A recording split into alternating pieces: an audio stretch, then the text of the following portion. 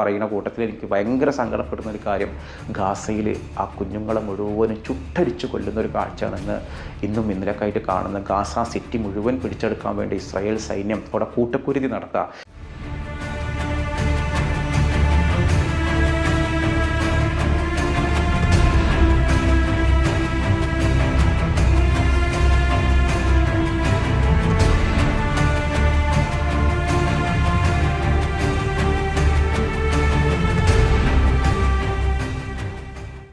അലി ദാരിമി എടപ്പാളായിരുന്നു താമസം. അദ്ദേഹം കല്യാണം കഴിഞ്ഞിട്ട് ഒരു മാസമായിട്ടുള്ളൂ. കഴിഞ്ഞ ദിവസം അദ്ദേഹം മരണപ്പെട്ടു. PDPയുടെ ഒക്കെ ഒരു നേതാവ് കൂടിയാണ്.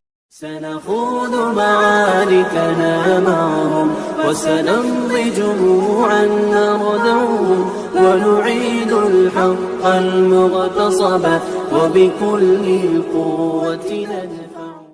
Welcome back to Visal media. ഞാൻ ഫക്രുദ്ദീൻ പന്താവൂർ. ചില സ്ത്രീകൾ കല്യാണം കഴിച്ചാൽ പറയുന്നൊരു വല്ലാത്തൊരു സങ്കടമാണ്.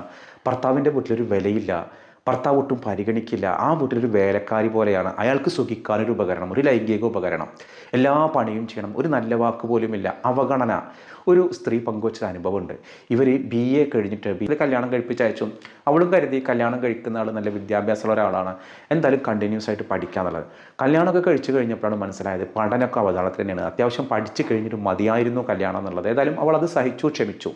പക്ഷേ ഭർത്താവിൻ്റെ വീട്ടിൽ തൊട്ടതിനും പിടിച്ചതിനൊക്കെ വഴക്കാണ്. വീട്ടിൽ താൻ വെറും ഒരു വേലക്കാരിയാണ്. എന്തെങ്കിലും പറഞ്ഞാൽ ഭർത്താവ് പറയും, ഈ വല്ലാതെ വാചകടിക്കണ്ട, ഇതൊക്കെ എൻ്റെ ചെലവിന് ഞാൻ പറഞ്ഞ പോലെയാണ് ഈ കുടുംബം നടക്കുന്നത്, അതുകൊണ്ട് ഞാൻ പറഞ്ഞതുപോലെ നിന്നാൽ മതി. എൻ്റെ ചെലവിന് ഇവിടെ നിൽക്കുകയാണെങ്കിൽ എൻ്റെ വാക്കിനപ്പുറത്തേക്ക് നീങ്ങരുത്. ഒന്ന് വീട്ടിലേക്ക് പോകണമെങ്കിൽ എന്തിനും വേണ്ട ഒരു ടവൽ കർച്ചീഫ് വാങ്ങണമെങ്കിൽ ഇയാളുടെ പെർമിഷൻ വേണം, ഇയാളുടെ കാശ് വേണം. ഇവളെ സംബന്ധിച്ചിടത്തോളം ഇവർ വിവാഹം കഴിഞ്ഞുകൊണ്ടൊരു തീരുമാനമാണ് 5 വർഷം കഴിഞ്ഞിട്ട് മതി കുട്ടികൾ എന്നുള്ളത്. അത് ഇവൾക്കും ഹാപ്പിയാണ്, അയാളും ഹാപ്പിയാണ്. അതുകൊണ്ട് തന്നെ കുട്ടികളെക്കുറിച്ച് അവരപ്പോൾ ആലോചിച്ചിട്ടില്ല. കല്യാണം കഴിഞ്ഞ് 2-3 വർഷങ്ങളായി ഇവളെ സംബന്ധിച്ചിടത്തോളം ഒറ്റപ്പെടൽ വല്ലാത്തതാണ്. ഇവൾക്കൊരു കാര്യം ഉറപ്പായി, ഒരു ജോലി കിട്ടിയല്ലാതെ ഒരു നിർവാഹവും ഇല്ല എന്നുള്ളത്. കാരണം എത്രയോ സ്ത്രീകളെ അനുഭവിക്കുന്നുണ്ട്, വീട്ടിലെത്തിക്കഴിഞ്ഞാൽ എന്തോ ഒരു ജീവനക്കാരിയോട് പെരുമാറുന്ന പോലെയാണ് ഈ ഭർത്താവ് പെരുമാറുക. സ്ത്രീ എന്ന് പറഞ്ഞാൽ പലരും കാരണം പ്രസവിക്കാനുള്ളൊരു ഉപകരണമാണെന്നാണ്. പിന്നെ വീട്ടിൽ പണി ചെയ്യാനുള്ളത്. എന്നാൽ എന്തെങ്കിലും ഭക്ഷണം ഉണ്ടാക്കി കൊടുത്ത് നല്ല വാക്ക് പറയോ?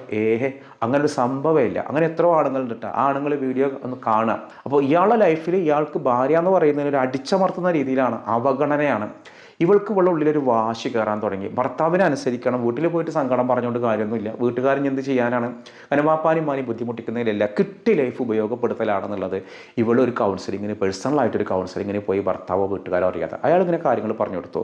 ഒരു സ്വന്തമായിട്ടൊരു ജോലി, പിന്നെ ഭർത്താവിനെ നേരെയാക്കാൻ ശ്രമിക്കേണ്ട. ഭർത്താവ് അങ്ങനെയാണെങ്കിൽ പോട്ടെ, നമ്മളാണ് നേരെയാവാൻ ശ്രമിക്കേണ്ടത്. നമ്മുടെ സാഹചര്യങ്ങൾ നമുക്ക് അനുകൂലമാക്കി മാറ്റുന്നിടത്താണ് നമ്മുടെ വിജയം. അതാണ് ആ കൗൺസിലിങ്ങിൽ പറഞ്ഞു കൊടുത്തത്. അതോടുകൂടി ഭാര്യ ഒരു ജോലിക്ക് പോകാൻ വേണ്ടി PSC ടെസ്റ്റൊക്കെ എഴുതി. കാരണം അത്യാവശ്യം BA കഴിഞ്ഞ ഒരാളാണല്ലോ. ഒരു വില്ലേജ് ഓഫീസ് അസിസ്റ്റൻ്റൊക്കെ പല PSC ഒഴിവുകൾ വരും, എല്ലാത്തിലും പോകും. ഭർത്താവിൻ്റെ നിന്ന് കാശ് വാങ്ങും, ഇതിന് അപ്ലൈ ചെയ്യും. ഭർത്താവ് അതിപ്പോൾ എന്തായാലും നടക്കാൻ പോണതല്ലല്ലോ. 2 വർഷം കഴിയുമ്പോഴേക്ക് ഇവൾ മെയിൻ ലിസ്റ്റിൽ വന്നു. ഇവൾക്ക് വില്ലേജ് അസിസ്റ്റൻറ്റിലായിട്ട് ജോലി കിട്ടി. ഇവൾ കരുതി ഭർത്താവ് ഒരിക്കലും ഇത് സമ്മതിക്കില്ല. കാരണം അപ്പോഴേക്കും ഒരു 5 വർഷമാവാണ്. ഭർത്താവ് ഇപ്പോൾ കേന്ദ്ര സർക്കാർ ജീവനക്കാരനായിരുന്നു. അദ്ദേഹം അവിടെ നിന്ന് ലീവ് എടുത്തിട്ട് എന്ത് ചെയ്തു, ഗൾഫിൽ പോയി. മുമ്പ് ആ ഫാമിലിയൊക്കെ ഗൾഫിലാണ്. അപ്പോൾ അവിടെ നല്ല ബിസിനസ് ഉണ്ട്. അങ്ങനെ അവർ അങ്ങോട്ട് മാറി. ജോലിയൊക്കെ കിട്ടിയപ്പോൾ ഭയങ്കര സപ്പോർട്ടീവായി ഇയാൾ ഭയങ്കര സപ്പോർട്ടീവായി. ഇൻ്റർവ്യൂവിൻ്റെ ഫസ്റ്റ് നിയമനത്തിനൊക്കെ ഇയാൾ കൂടെ വന്നു. അങ്ങനെ നല്ലൊരു പോസ്റ്റിങ് കിട്ടി. ആ ലൈഫിൽ ഇവൾക്കൊരു വാശിയാണ്. എന്തുണ്ടെങ്കിലും പകുതി ശമ്പളം ഭർത്താവിനാണ്. ഇവൾ പറയും, വീട്ടു ചിലവ് പകുതിൻ്റെ കാശുണ്ട്, നിങ്ങളെ മാത്രം കാശ് കൊണ്ടുള്ള നിങ്ങളൊരു വാക്കുണ്ടല്ലോ, ഞാൻ തിന്നാൻ തരുന്ന നക്കിക്കോ എന്നുള്ള ആ വാക്ക് അത് ഇവളുടെ ഉള്ളിൽ കൊണ്ടതാണ്. പണ്ട് പറഞ്ഞതാട്ടോ, ഒരിക്കലേ ഇയാൾ പറഞ്ഞിട്ടുള്ളൂ. ഇയാൾ എന്തിനുണ്ടെങ്കിലും കറണ്ട് ബില്ല് അടക്കാണ്ടോ ഇവൾ കാശ് കൊടുക്കും. അങ്ങനെ എന്തിനും ഇവൾ പകുത്തു കൊടുക്കും. അങ്ങനെ ഇവൾക്കും വാശിയാണ്. അങ്ങനെ ഇങ്ങടെ കാശ് കൊണ്ടല്ല ഞാൻ ഇവിടെ ജീവിക്കണത് എന്ന് കാണിച്ചു കൊടുക്കണതല്ല. ഈ വാശിയാണ് നമുക്ക് വേണ്ടത്. അല്ലാതെ നമ്മുടെ ഭർത്താവ് അങ്ങനെയാണ്, കള്ളുകുടിയനാണ്, പെണ്ണുകുടിയനാണ്, ശരിയോ എന്ന് പറഞ്ഞ് കരയല്ല. നമ്മൾ നമ്മുടെ ലൈഫിൽ വാശിയോട് കൂടി ഒരു പരിഹാരം ഭർത്താവിനെ നേരാക്കല്ല, നമ്മുടെ ലൈഫ് നമ്മളെങ്ങനെ സന്തോഷം കണ്ടെത്താം, അവിടെയാണ് നമ്മുടെ മിടുക്ക്. അതിനാണ് നിങ്ങൾ കൗൺസിലിങ്ങിന് പോകേണ്ടത്. പലരും അങ്ങനെ എൻ്റെ ഭർത്താവിനെ നേരാക്കണം, ഭാര്യയെ നേരാക്കണം. എങ്ങനെ നേരാം? അയാൾ വിചാരിക്കേണ്ടത് നേരാവില്ല, ഞാൻ വിചാരിക്കാണ്ട് ഞാൻ നേരാവില്ല, എൻ്റെ ഭാര്യ വിചാരിക്കാണ്ട് എൻ്റെ ഭാര്യ നേരാവില്ല. ഞാൻ അങ്ങോട്ട് നേരെയാക്കാൻ ശ്രമിക്കണതിനാണ്. ആ കാശ് വെറുതെ പോകാതല്ല, സമയം വെറുതെ പോകാതല്ല, ആഗ്രഹം വെറുതെ ആവാന്നല്ലാതെ എന്തായാലും ഇവൾക്ക് നല്ല മാറ്റങ്ങളുണ്ടായി. 5 വർഷം കഴിഞ്ഞു, ഇവരെ പ്ലാൻ പോലെ തന്നെ കുഞ്ഞുങ്ങളുണ്ടായി, 2 മക്കളുണ്ടായി. എന്തിനും ഇവൾ ഭയങ്കര അഭിമാനിയായിട്ട് മാറി. ആ കുടുംബം സന്തോഷകരമായിട്ട് മുന്നോട്ട്. കാരണം എന്തിനും ഇവൾ കാശ് കൊടുക്കും. ഒരു പെൺകുട്ടിയും ആൺകുട്ടിയാണ്. ഈ പെൺകുട്ടിയെ കെട്ടിച്ചു, കെട്ടിക്കുന്നതിലൊക്കെ ലോണൊക്കെ എടുത്തു. ഇയാൾ ഇടക്കിടക്ക് ഈ ഗൾഫിൽ നിന്ന് വന്ന് ലീവ് ഒന്ന് മാറ്റിയെടുക്കും, എന്നിട്ട് വീണ്ടും എന്ത് ചെയ്യും, ലീവ് എടുത്തിട്ട് വീണ്ടും ഗൾഫിൽ പോകും. അങ്ങനെ ഭാര്യ 2 പേരും സന്തോഷമായിട്ട് കഴിഞ്ഞു. മകൻ്റെയും കല്യാണം കഴിഞ്ഞു, മകളുടെ കല്യാണം കഴിഞ്ഞ് എനിക്ക് ഒരുപാട് കടങ്ങളുണ്ടായി, അതിനൊക്കെ ലോൺ എടുത്തിട്ട്. അതൊക്കെ ഇവർ സർക്കാർ ജീവനക്കാരോ, ഒരാൾ കേന്ദ്ര സർക്കാർ ജീവനക്കാരനാണ്, മറ്റാൾ സംസ്ഥാന സർക്കാർ ജീവനക്കാരിയാണ്. അങ്ങനെ ഇവിടെ റിട്ടയർഡായ സമയത്ത് ഇയാളാണെങ്കിൽ ഗൾഫിലൊക്കെ ആയിട്ട് വലിയ പെൻഷനൊന്നും അയാൾക്കില്ല. പിന്നെ സംസ്ഥാന സർക്കാരിൽ കയറിയ ജീവനക്കാരിയാണ് ഈ ഒരു ഭാര്യ. അവരാണെങ്കിൽ കുറേ വൈകിട്ടാണ് കയറിയത്, അതുകൊണ്ട് തന്നെ പെൻഷൻ വലിയ കാശ് കുറവാണ്. അങ്ങനെ ഇയാളെ സംബന്ധിച്ചിടത്തോളം കേന്ദ്ര സർക്കാരിൽ നിന്ന് റിട്ടയർഡ് ആയാലും ഗൾഫിൽ തൻ്റെ ബിസിനസ് ഉണ്ട്, അതുകൊണ്ട് അയാൾക്കൊരു പ്രശ്നമുള്ളതല്ല. ഭാര്യയെ സംബന്ധിച്ചോളം ജോലി നടത്തിയിരുന്ന ഒരാൾ പിന്നെ ജോലി ഇല്ലാതാകുമ്പോൾ ഭയങ്കര ടെൻഷനാണ്. സർക്കാർ ജീവനക്കാർക്ക് അറിയാം, ഈ ഒരു വീഡിയോ കാണുകയാണെങ്കിൽ റിട്ടയർഡ് ആയി കഴിഞ്ഞാൽ ഭയങ്കര പ്രയാസമാണ്. മക്കളെ കെട്ടിച്ചു വിട്ടു, മോനൊരു വഴിക്കായി, മകളൊരു വഴിക്കായി, വല്ലപ്പോഴൊക്കെ വിരുന്ന് വരും. പിന്നെ ഇത് ഒറ്റപ്പെട്ട് നിൽക്കുകയാണ്. ഭർത്താവ് പറഞ്ഞ് ഇങ്ങോട്ട് പോരെ, വേണ്ട ഞാൻ വരികയാണെങ്കിൽ എനിക്കൊരു ബിസിനസ് വേണം, പക്ഷേ ബിസിനസ്സിന് കാശ് ഇറക്കണ്ടേ. ഭർത്താവിൻ്റെ തണലിൽ ഭർത്താവ് പറയുന്നത് കേട്ട് നിൽക്കുന്നതിനോട് ഇവൾക്ക് യോജിപ്പില്ല. ആ സമയത്താണ് ഇയാൾ ഒരു 30 ലക്ഷം രൂപ ഭാര്യയ്ക്ക് കൊടുക്കുകയാണ്. ഭാര്യ ചോദിച്ചു, ഇത് ഇവിടെ നിന്ന് എനിക്ക് വേണ്ട, നിങ്ങളുടെ കയ്യിൽ നിന്നൊരു കാശ് കിട്ടിയിട്ട് പിന്നെ നിങ്ങളെ ഈ ചൊറിയും വാക്ക് കേൾക്കാനല്ലേ എന്ന് പറഞ്ഞപ്പോഴാണ് ഭർത്താവ് പറഞ്ഞത്, ഇത് നീ എനിക്ക് നമ്മുടെ ചെലവിനായിട്ട് തന്ന ക്യാഷാണ്, നീ ഓരോന്നിനായിട്ട് എനിക്ക് നിൻ്റെ പകുതി എന്ന് പറഞ്ഞിട്ട് എല്ലാത്തിനും കാശില്ല, അതൊന്നും ഞാൻ ചിലവഴിച്ചിട്ടില്ല, അത് മുഴുവനും ഞാൻ ഡെപ്പോസിറ്റായിട്ട് സൂക്ഷിച്ച് വെച്ചതാണ്. കാരണം നീ ഇങ്ങനെ നിൽക്കാതെ ഒരു വാശി ഉണ്ടാകുമ്പോഴാണ് ഒരു ജോലിക്ക് വേണ്ടി ശ്രമിക്കുള്ളൂ. ഞാൻ ഇങ്ങനെ നിൻ്റെ പിന്നാലെ നീ വീഴുമ്പോഴൊക്കെ താങ്ങാൻ നിന്നിരുന്നെങ്കിൽ നീ ഒരു ചെറിയ ജോലിയിൽ സംതൃപ്തിപ്പെട്ടേനെ, അല്ലെങ്കിൽ നിനക്കൊരു സർക്കാർ ജോലിയിലേക്ക് വാശി ഉണ്ടായിട്ടൊരു സ്ഥിര ജോലി വേണമെന്നൊരു ആഗ്രഹവും നിൻ്റെ ഉള്ളിൽ ആ ഒരു വാശിയൊക്കെ ഉണ്ടാക്കിയത് ഞാൻ അവഗണിച്ചത് കൊണ്ടല്ലേ, ഞാൻ മനഃപൂർവ്വം ചെയ്തതാണ്. അങ്ങനെ ഒരു വാശി കയറ്റിയിട്ട്, കാരണം നീ പഠിക്കാൻ മിടുക്കിയാണെന്നുള്ള നല്ല തൻ്റെടിയാണെന്നൊക്കെ എൻ്റെ വാപ്പിയും എന്നോട് പറഞ്ഞിട്ടുണ്ട്, ഇപ്പോൾ എനിക്കും അനുഭവം ഉള്ളതാണല്ലോ, അത് ഞാൻ ബോധപൂർവം ചെയ്തതാണ്. അപ്പോൾ ആ ഭാര്യയ്ക്ക് അപ്പോഴാണ് ഭയങ്കര സന്തോഷമായി. തൻ്റെ ഭർത്താവ് ഇത്രയും സ്നേഹസമ്പന്നനാണോ, അല്ലെങ്കിൽ ആ ഭർത്താവിനെ അറിയാൻ വൈകിപ്പോയി എന്നുള്ളത് എന്താവും ആ ഒരു സ്ത്രീ തന്നെ പങ്കുവച്ച അനുഭവമാണ്. നമ്മുടെയൊക്കെ കുടുംബങ്ങളിൽ സാധാരണ സംഭവിക്കാവുന്ന ഒന്നാണ്. ഒന്ന്, നമ്മൾ ഫിനാൻഷ്യൽ ഇൻഡിപെൻഡൻ്റ് ആകും. പിന്നെ പരസ്പര സഹകരണം എന്നുള്ളതാണ്. അത് ഞാൻ നീ എന്നുള്ള മത്സരമല്ല, ചില അവഗണന വാക്കുകൾ, ഇതൊക്കെ നമ്മുടെ ഉള്ളിലുണ്ടാക്കുന്ന വലിയ പൊട്ടിത്തെറികൾ. ഞാനീ പറഞ്ഞൊരു അനുഭവം നമ്മുടെയൊക്കെ ലൈഫിലൂടെ കടന്നു പോകുന്ന ഒന്നാണ്. ഒരു നല്ല കൗൺസിലിങ്ങിന് പോയാൽ തന്നെ നമ്മുടെ ലൈഫിലെ പല പ്രശ്നങ്ങളും മാറും. ഇത് പല പ്രശ്നങ്ങളും ചെറിയ പ്രശ്നമാവും. അതിങ്ങനെ ആലോചിച്ചിട്ട് എന്ത് ചെയ്യുക, വലുതാക്കുന്നൊരു സമീപനം. ഇൻഷാ അല്ലാഹ് അത് പറയുന്ന കൂട്ടത്തിൽ എനിക്ക് ഭയങ്കര സങ്കടപ്പെടുന്ന ഒരു കാര്യം, ഗാസയിൽ ആ കുഞ്ഞുങ്ങളെ മുഴുവനും ചുട്ടരിച്ച് കൊല്ലുന്നൊരു കാഴ്ചയാണെന്ന് ഇന്നും ഇന്നലെയൊക്കെ കാണുന്ന. ഗാസ സിറ്റി മുഴുവൻ പിടിച്ചെടുക്കാൻ വേണ്ടി ഇസ്രായേൽ സൈന്യം അവിടെ കൂട്ടക്കുരുതി നടത്തുക.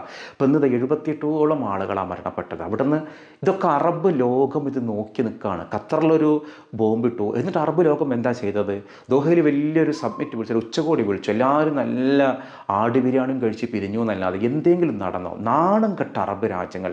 ഐക്യരാഷ്ട്രസഭയുടെ പരിശോധനാ സമിതി കണ്ടെത്തി ഗാസയിൽ നടക്കുന്നത് വംശഹത്യയാണ്. അന്താരാഷ്ട്ര നീതിന്യായ കോടതി ഗാസയിൽ ഇസ്രായേൽ ചെയ്യുന്നത് വംശഹത്യയാണെന്ന് പറഞ്ഞതിന് ആ ജഡ്ജിമാർക്ക് അമേരിക്ക പ്രവേശനം നിഷേധിച്ചു. ട്രംപ്, ഇനി നിങ്ങൾ ഇങ്ങോട്ട് വരണ്ട, അമേരിക്കയിലേക്ക് വരരുത് എന്നല്ല. ഇങ്ങനെ നമ്മുടെ നാട്ടിലെ എന്താ പറയുക, ഡോക്ടർ എം ലീലാവതി എന്ന് പറയുന്ന വളരെ വലിയ എഴുത്തുകാരി, നിരൂപകയും, നമ്മൾ നേരത്തെ ചോദ്യം തന്നെ അതായിരുന്നു, ആരായിരുന്നു ആ ഫോട്ടോ കാണിച്ചിട്ട് ലീലാവതി, ആ ഫോട്ടോയിലുള്ള ആൾ ആരാണ്?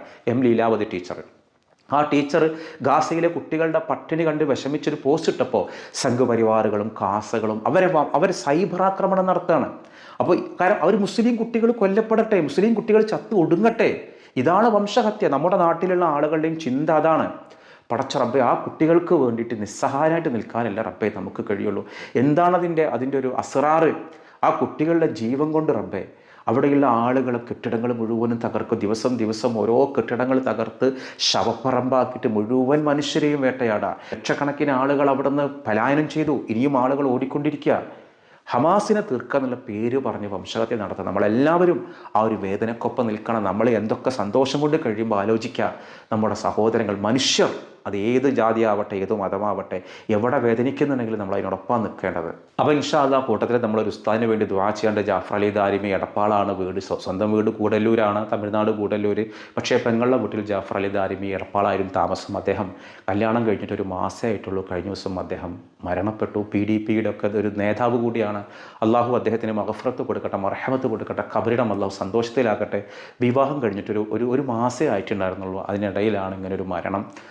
നല്ല ഒരുപാട് സ്ഥലങ്ങളിലൊക്കെ പള്ളിയിലും മദ്രസയിലൊക്കെ ആയിട്ട് ഉസ്താദൊക്കെ ആയിട്ട് സേവനം നടത്തിയ ഒരാളാണ്. നമ്മുടെ വീഡിയോ കാണുന്ന ആർക്കെങ്കിലും അദ്ദേഹത്തിന് മുമ്പ് കണ്ടതോ അല്ലെങ്കിൽ അറിയുന്ന ആളുകളുണ്ടെങ്കിലും താഴെ വിവരങ്ങൾ പങ്കുവെക്കാൻ മറക്കരുത്. മഅദിൻ ഉസ്താദ് വലിയ ഒരു ദുആ നടത്തി അദ്ദേഹത്തിന് വേണ്ടി അള്ളാഹു അദ്ദേഹത്തിന് സ്വർഗ്ഗത്തിൽ ഉന്നതമായ പദവി നൽകി അള്ളാഹു അനുഗ്രഹിക്കട്ടെ. ഞാനിന്ന് ചോദിക്കുന്നൊരു ചോദ്യം ഇസ്ലാമിക ചരിത്രത്തിലെ പ്രധാനപ്പെട്ട ഒരു ഭാഗമാണ് ഒന്നാം അഖബ ഉടമ്പടി, രണ്ടാം അഖബ ഉടമ്പടി. ഹബീബായ നബിയുമായി ബന്ധപ്പെട്ട ചരിത്രത്തിൽ പറയുന്നൊരു ഭാഗമാണ്. ഈ ഒന്നാം അഖബ ഉടമ്പടിയും രണ്ടാം അഖബ ഉടമ്പടിയും മക്കയിൽ വെച്ചിട്ടാണോ നടന്നത്, മദീനയിൽ വെച്ചിട്ടാണോ നടന്നത്? അതാണ് ചോദ്യം. ഉത്തരം മക്കയാണോ മദീനയാണോ? ഏതാണ് ശരി ഉത്തരം എന്നുണ്ടെങ്കിൽ നിങ്ങൾ കമൻറ്റ് ചെയ്യുക. മറ്റൊരു ദിവസം മറ്റൊരു വീഡിയോയുമായി വീണ്ടും കാണാം. അസ്സലാമു അലൈക്കും.